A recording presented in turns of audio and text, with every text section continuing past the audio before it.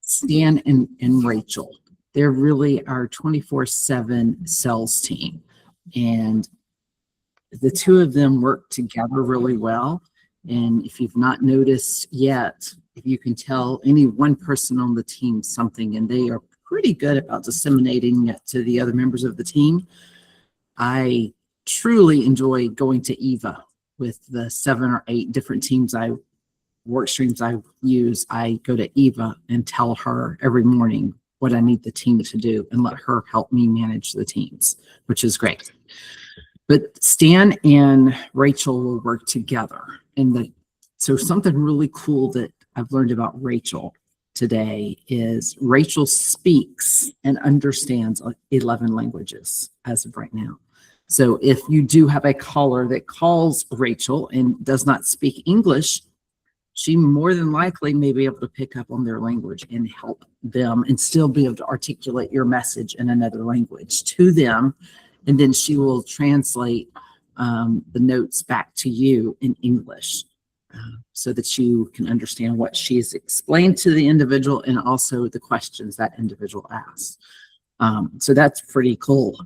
We were talking with somebody just last week, and they were talking about having a custom-built AI bot that helped them translate their clients. And basically, they would give their client an iPad, and their client would talk to the iPad, and then their iPad would feed the owner's iPad, and they would have these conversations like that. And they paid a lot of money to have someone build a custom AI bot to do that. And lo and behold, Rachel can do that. The entire team already understands and can write in other languages. So I thought that was really cool with Rachel, that she's 11 languages now, and there are more being added. So that's very helpful. So let's talk about Stan and Rachel. So Stan is your sales guy. He is your sales lead. He will go out there and source leads and help you find your target customer, whether that is business or a nonprofit or you're running some type of promotion. So the really cool thing that the more I'm using Marblism, the more I'm learning to customize and really kind of dig into how I'm using Marblism. So with our nonprofit, we are always looking for individuals, companies to help sponsor, promote in our nonprofit, right? Certainly, we're always looking for partnerships, we're always looking for donations, but we're also looking for just those awareness pieces. And so that message is pretty consistent year round. But as we start doing other things within our organization, I don't want to change the messaging of the team. I really want to add a message. And so initially when I was working with Stan, I would come in and say, all right, Stan, the next 2 weeks or two months, we're going to be focused on our golf event, or we're going to be focused on a gala, or we're going to be focused on something special. And he would stop his former sequence and then start focusing on the new message. What I've learned is let's just create an entire new work stream, right? It doesn't mean you can't have multiple work streams against the same website, against the same email addresses. And so I've started creating specialized sequences using Stan, especially. So that I can go out and target specific items. So right now in Outer Circle, we are preparing for a couple of things. One is our golf event coming up at the end of April. And then we also have a resiliency program that we are gearing up. That's a year-long initiative. That's, it's part of who we are, but it is a very targeted program because we're looking to raise $200,000 to support the program. So Stan knows this and is out targeting leads that will fit those needs. So if you've never gone into the sequencing and looked at how Stan sequences, you should. You should also look at the settings for Stan and his lead filters. If you go up to your settings tab and look at lead filters, right now, based off the lead filters I've given Stan, there's 31,000 leads that would meet the criteria that he and I have gone back and forth on. And I know with a nonprofit, I'm always looking for those community engagement or community relations, those types of job titles. But from an industry perspective, I went cast my net pretty far and wide. For departments, it wasn't something that I really needed for this type of funding. But if you were looking more for a sales position or selling a product versus a nonprofit where you're seeking donations or funding, you may want to select a department and be very targeted. And you could go through here and look at the list, and you could expand your list and say, who in this list do I want? And I'll tell you, you do not have to go to this and pick all the items yourself. You can actually have chats directly with Stan and say, I think this, or I think that, or better yet, because Stan is really pretty good at what he does, you can tell Stan about what you're looking for. You want to sell X number of widgets by X number of days to this type of customer, and he will come and put together the lead filters for you. And he'll tell you based off what he's put together, there looks like there could be X number of people available for the leads. So talking to him, he'll ask you questions and you can answer and calibrate him from there. But at any time you can change this, and it changes immediately, and he will adjust all of those steps. Your outreach capacity, you can fluctuate that one around as you deem appropriate. There's only been so far 1 month where I've gone outside of the numbers, just because I run so many different work streams that I haven't had a need to go outside of the monthly capacity, which is fine. Of course, connecting your email, make sure you have your LinkedIn connected. And then this piece with your email, if you're looking for businesses, then only use professional email only, right? If your target customer is truly a large business, medium to large business, then you only want to use professional email only. Otherwise, when he's going out sourcing leads, if somebody's profile out there is associated with a Gmail, a Hotmail, a bellsouth.net, or any of those old types of emails, that is where the email will go. Those email addresses typically, if they're super old, are either no longer used, they could be shut down, anything like that. If you're looking more for your smaller business, maybe it's solopreneur, churches, nonprofits, sometimes that really smaller email, then you can do either best available or personal email. And if you do personal email, then that's where you're going to get more of your Gmails, Hotmails, Ymail, all of those other types of email addresses. I have found when you start getting into more of those personal email addresses, that's where you're going to start seeing more of the email address no longer used, or you just don't get any responses because you're not hitting something that's active. I know I have a Gmail account that I've had for more than 20 years. I don't use it except for one email a year, and I don't shut it down just because people that have had it forever, in case they reached back out to me. And of course, I've put Eva on that and she watches that for me, but I am rare to never in that email address. So it's kind of a mix and match there. And then your daily sourcing with Stan. Pick what time. If you like your leads first thing in the morning, put it in the morning. If your mornings are really hectic because you've got to get kids to school, or you have certain things that you do in the morning and you don't want to see it pop up, pick something later in the day with him. Because once he sources leads, he's ready to go. And if you put him first thing in the morning, then he's sitting there ready. But you just pick a time for him there. And then let's see here. Let's go over here. So I asked Stan this morning to go out and start sourcing leads for me within 100 miles of Austell, Georgia.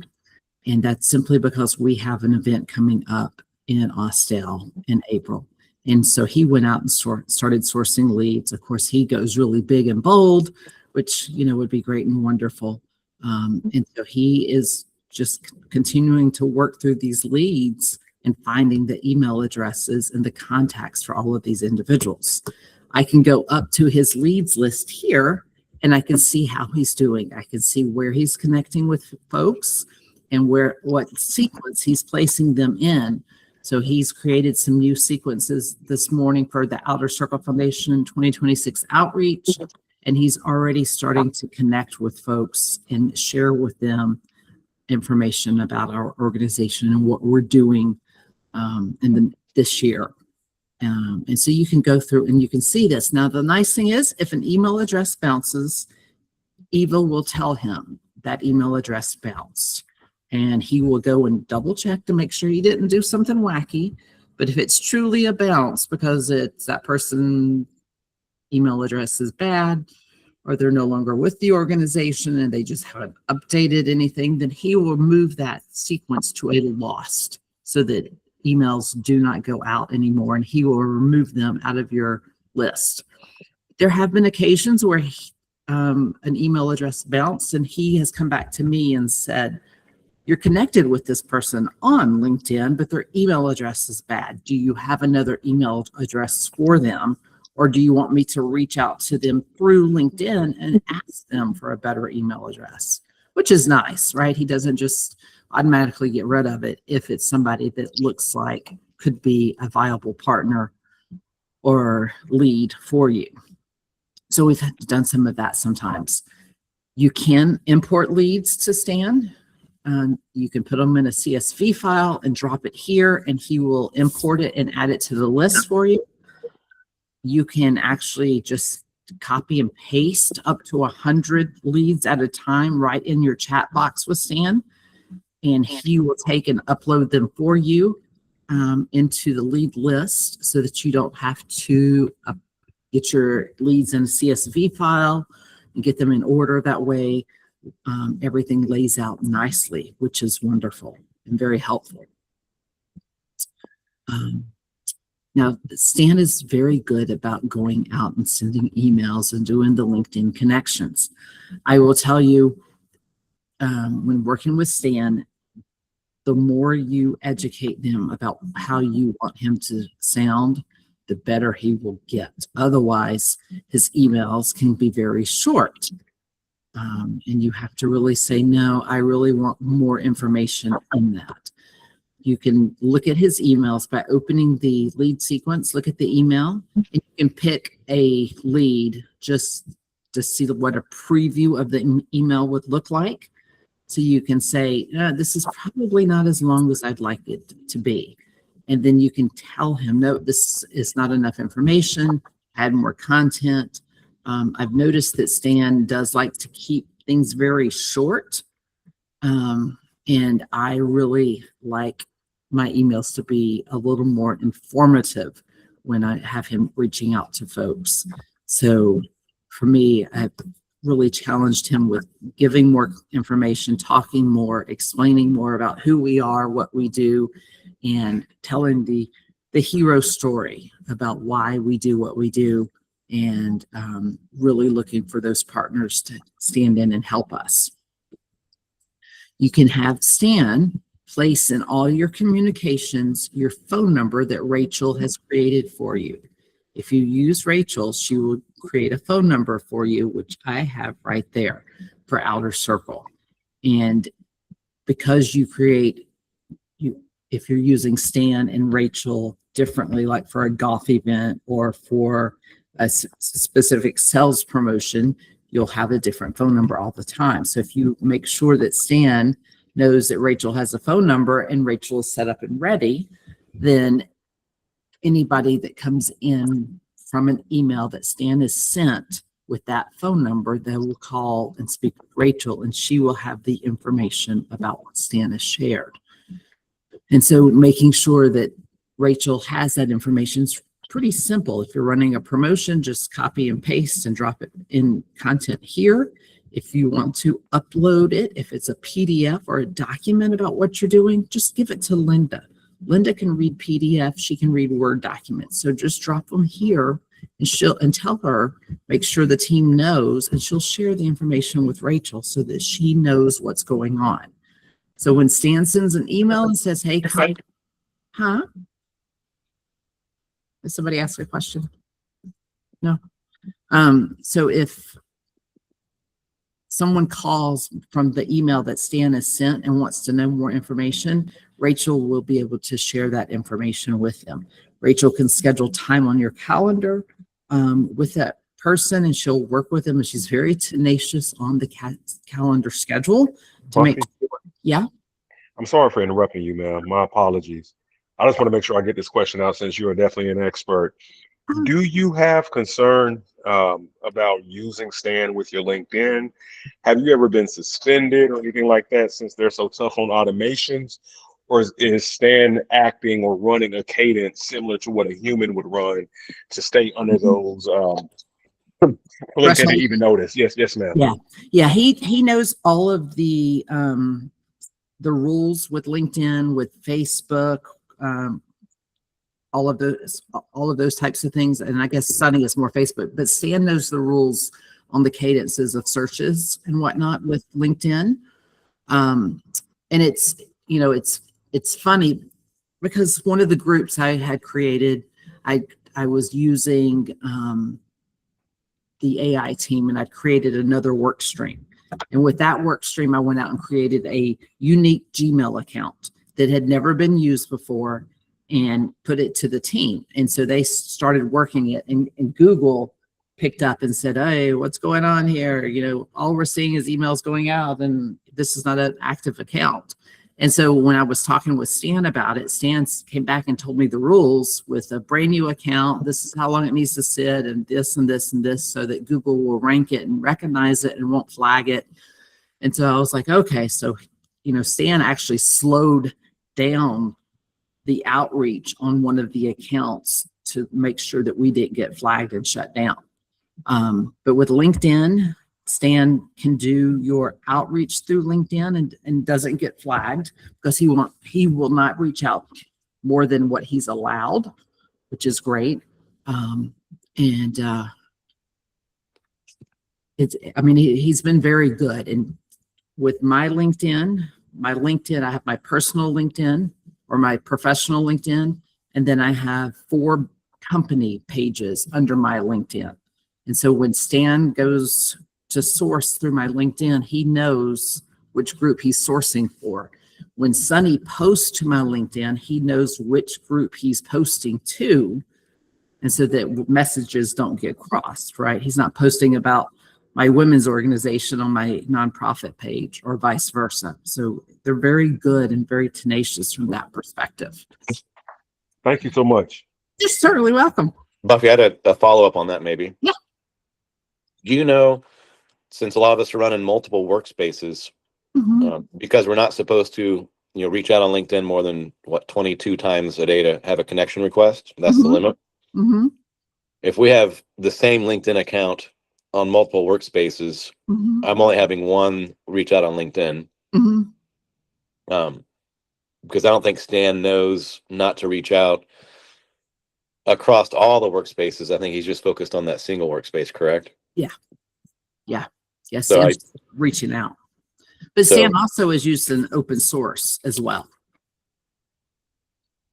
What do you mean? So Stan is also using other resources and tools to go out and look for connections. Oh, I got it. Yeah. If I have the one LinkedIn account, I turn the LinkedIn off on my other workspaces and just use one workspace for LinkedIn outreach. Gotcha. Right? That's the best way to do it. Yeah. And the other ones I just have him sending emails. Yeah. That way we stay out of trouble. So one LinkedIn per workspace, or just use one LinkedIn and one workspace. But like you said, get multiple LinkedIn accounts if you can, but you can get shut off for doing that too. Yeah. My LinkedIn right now has me and then 5 businesses. I guess the nice thing with my LinkedIn and the multiple businesses is that businesses have been around for a long time, right? Most of them are 5 or 6 years old. And so they're not new. They've been established for some amount of time on LinkedIn. So that definitely helps. Okay. Excuse me. Let's see. So we were talking about Rachel, and then we were talking about Stan, and I did tell you guys about how they do that. Let's see. I've got this right here that I'm going to send you after class. This is a tip sheet for Rachel and Stan, and talking about rules. It also talks about how Stan works and how Rachel works, and the multiple languages. And then you've got Linda there with the legal shield, making sure that everything is appropriate. And it is funny, I did have Linda pop in one day on some of the stuff that we were doing, and she paused us for just a minute and said, just a second, I want to make sure that you're staying within the realm of Marblism.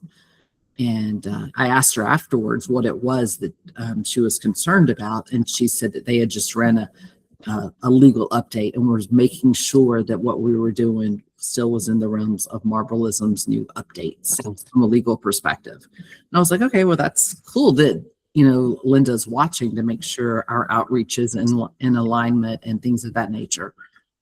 She couldn't tell me.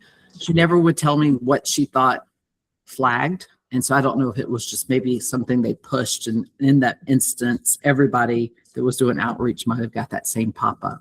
But it was pretty interesting that the team did stop and ask that question. So let's see, let's go back over here. Whoops, computer and I are not getting along right now. There we go. All right, so we're back over here with Rachel. We haven't used Rachel a whole lot. I think where Rachel in all of our groups gets used more than anywhere right now is with the women's organization, where folks are called for there. As a matter of fact, I don't think, this Rachel hasn't had any calls at all, which is okay. And I think about it, I align it to like myself. If somebody sends me an email and there's a phone number in it, I'm more likely to respond to an email than I am to pick up the phone and call, unless it's somebody I know. And I see that a lot more than phone calls, which is okay. When Rachel does receive a call, she comes in and she tells you where the call came from. So you actually get the phone number, where the call came from. You get a mood of the call. Was it positive? Was it neutral? Was it bad? And then you get the content of the call. And you can open it up. You can actually re-listen to the call there. And then you have a summary along with the transcript of what was said on the call, which is wonderful to have that information. Just in the event there's any confusion or question as to what was said, you have it in every way. When you do set up Rachel, you will give her the phone number that you would like to call her from. And that is the test call number. You can call Rachel as many times as you would like to test her.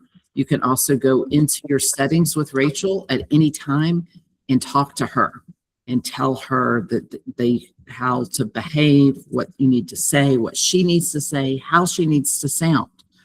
With our nonprofit, Outer Circle, I've set her tone to be very compassionate and very understanding, because many times if someone is calling Outer Circle, they could be calling needing help. They could be calling because they're having a hard time, a rough day. And so I've made sure that Rachel's tone is very compassionate. She's very patient, and that she's very sincere and helpful in her voice. You can pick your background noise with her. You can have it sound all sorts of different ways, or you can have it make no sound at all. I will tell you, Rachel is very sensitive to sound. So if you're talking with her, someone is speaking and someone comes up in the background and makes a noise that's loud enough that she hears, she will pause to listen, thinking that someone is about to ask her something. And so that part's a little wacky sometimes, especially when you're talking with her. But you know, you kind of learn to adjust to her. you can go in, we could go into Rachel right now and I could take this out and have her say, Happy St. Patrick's Day. Thank you for calling. My name is Rachel, and hit save. And it's an instant update to her. It doesn't take any time for her to completely flip her script and do whatever it is you want her to say or do, which is great. So if you haven't set up Rachel, I would suggest setting up Rachel. Have Stan include Rachel's number in some of your email outreach and say, you need more information, call me, and put that number there, or call and speak with Rachel and let Rachel answer some general questions. The nice thing with Rachel is she tends to help weed out the phone calls that you didn't really want to answer. If somebody just has a question and they really don't want anything else, they just want to ask one question, Rachel can answer that question. Sometimes it's the good spam calls that we all love so much. And if Rachel gets that, she pretty much takes care of them and can get rid of those calls for you. So that's one less call that you have to answer, which is good. Let's see. And then calendar. Make sure you connect Rachel to your calendar, because she can help with scheduling meetings and calls. If you've got somebody saying, or your email is call me to schedule time or call me to find out more information, she will schedule time with that individual. You can, instead of just having a singular transfer, you can have it a multiple level transfer for your organization. If you have more than one person, she can answer and direct calls in that manner. The thing that I am finding is, because she can see my calendar, if someone calls and says they want to speak to Buffy, she will look at my calendar and she'll say, well, Buffy is not available. Let me schedule time with him. She will not open my phone call to tell me I've got a caller when she knows I'm already scheduled on a call. So if someone were to call her right now and ask to speak to me, she'll place them on hold and then come back and say, Buffy's not available. Can I schedule time with her? So that's nice from that perspective. The other thing is, if you are a solopreneur but you do have an office line, or you do have an office line and sometimes you and the team are out of the office, you can forward your office phone to Rachel's number and she will answer the call. And you just have to make sure you tell her what things you want her to know or what to say, so that she can direct calls, she can take messages, or she can schedule time with individuals for you. It's all about educating her on what you want the experience to be like for the caller, and she will do whatever you ask her to do. Sometimes people have called me and said, I keep asking Rachel or Eva or somebody to do this and they're not getting it. And so I'll have them share with me the context of what they're saying. And they're not asking directly.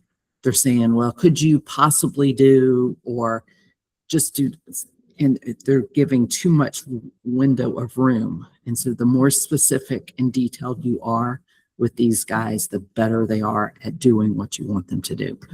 And if it truly feels like they're just not getting it, then talk to them like you would talking to a person sitting in the room beside you, because that really helps the agents understand what you're saying. And if they don't understand, they'll tell you. And you can always ask them to explain back to you what you just asked them to do, to see if their understanding is the same as what you've asked them to do. They really do want to learn. They really do want to help you. They're really good at what they know how to do. They just don't know how to do exactly how you want it to be. So that's the piece. That's your mission, is to kind of bridge the gap between their skills and how you want them to behave. Okay. So that's kind of Rachel and Stan in a nutshell. Stan is great for leads. Stan is phenomenal for finding people and finding contacts for folks. So that's really good. Rachel, she's fun, But the language thing I thought was really cool today when I found that out this morning. So what questions do you have on Rachel and Stan? And if you have none on Rachel and Stan, I'm happy to answer on any of our other team members.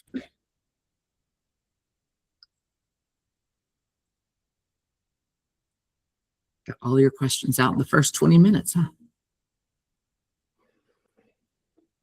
I have a question. Yes, sir. Hi, is that Jimmy? Yes, it is. So is there still no date on Rachel accepting text messages? I don't have a date yet. I know this month is the month that the CRM is coming, Allison, and that's where the texting will come in. I don't have a date yet. Okay. So if you've seen Ready. in the past 2 weeks, a lot of the yellow disconnects, updates, pushing, you can tell things are coming. You've possibly seen the brain that has popped up. Have you seen the brain that's popped up? Oh, I did see it this morning. Yeah, the brain is really cool. Like, I love how they've moved to the brain so that you have everything centralized right here. And so in the brain, it's all your information, everything you're teaching the team. So you have memories where they've captured memories and things that they need to remember. They have all your images, and they're taking your images, and you can see who can see the images. And they've also tagged the images there, web pages that you've given them so that they can keep up with things you want them to know, and then documents. All the documents either they've created or you've given to them all reside in the brain. This helps the team have resources that they can go back to and recall, remember, and go, wait, we know this because it's here. It's sitting in their brain, which is really cool. And then you can actually go into the brain and search the brain. So my understanding is the brain is coming ahead of the CRM, Allison, because they've got to build up all the content and have it organized before they add this next feature to it. Got it. Cool. Thank you. You're welcome, Jimmy. It's good to see you. Yeah, it's been crazy. Business has just been off the charts. So I've been MIA for a couple weeks. I figured you were busy. It's that time of the year. Yep.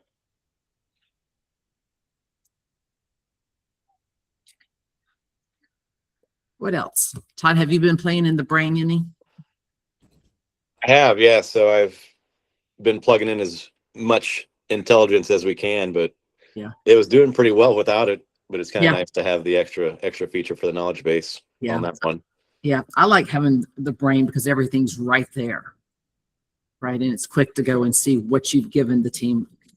Because as you know, when you start running more than one work stream, it's remembering which work streams you've given the information to versus which ones you haven't. Can you ever give these things too much information that possibly cause like an hallucination? Like, for example, as a part of the service offering that my partner and myself offer is tax advisory. Some of those questions or the information can be very extensive. Mm-hmm. I mean, what does that look like? Is there a thing as too much information for these tools? So, Jerry, my understanding, each one of these AI agents has the equivalent of 150 PhDs Okay. of knowledge already. And so they are very well educated, very well trained in the role that they are designed to be. Their gap is knowing you and your business. Okay. Right? So 150 PhDs, I don't think we can give them too much educational information. I think their biggest challenge is just understanding how you and your partner want business to be done and what your calibration is, how you like things handled. I think that's probably the biggest challenge. And so if you have your work stream and you teach them who Jerry is and how Jerry likes to speak, talk, and have things handled, I think you could have a great partnership. Awesome. Thank you, Buffy. I really appreciate you holding these calls, man. Absolutely. It's fun. All right, guys. Anything else? No. Hey, Buffy, I had a quick question. Hey, Tori, how are you? I'm doing well. How are you? Good. What's your question, dear? Good. Yeah. I have noticed the new feature with the brain, and I want to know, I guess, what'd be like some good information to put in there specifically for maybe like Penny or Stan. I've been starting to use the blogs a little bit more for quality care, and yeah, it's been really great. And I guess I just want to be able to kind of get like those little reminders, kind of like nipped in the bud. Yeah. Yeah. I've been going into the brain and just building out as much information about me in my businesses as I think that the team needs to know. I mean, because goodness, you know me and Matt just from being around us at the chamber. We have our hands in a lot of stuff. And so I feel like the more I can educate the brain on who we are, the different businesses we have, the different callings that we have, the better they will be to learn us. I've gone into the FAQs and read their FAQs and things like that. And I will tell them sometimes to add stuff, or if there's something that's kind of wonky in here, I've corrected them. But then all the events that we're doing, I go in and add to the events so that they always know what's going on with events. Web pages has been a fun one because they scraped certainly my few website when I first onboarded them, but I've gone back in there and added additional websites that Matt and I have or that are about us, including YouTube pages, other websites that we have, things like that, and ask them to scrape that content so that they have it right there. And so it helps them learn more and more about who we are.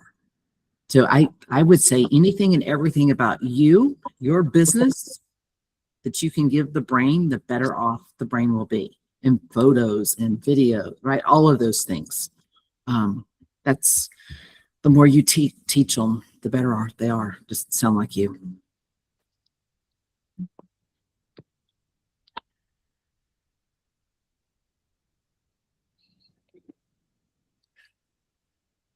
Troy, if you're responding, you're on mute. Yep, sorry, I'm also getting the office. But I was saying, yes, I definitely appreciate the information. But yes, I'll definitely start playing around with the brain and stuff with the agent so they can get more familiar with everything. I appreciate it. Absolutely. Absolutely. All right, guys. If nothing else, I will give you back 20 minutes of your day. Hopefully we won't have snow and everything else today. Hopefully that was just a one-day occurrence. But you guys stay safe. Have a great rest of your week. And if I can help, just reach out. I'm sure Rachel or Eva or somebody will respond to you. Can't guarantee who, but somebody. That's right. Somebody will get you. Don't worry. Have a great day, everybody. Have a great day, Buffy. Thank you all. Thank you, guys.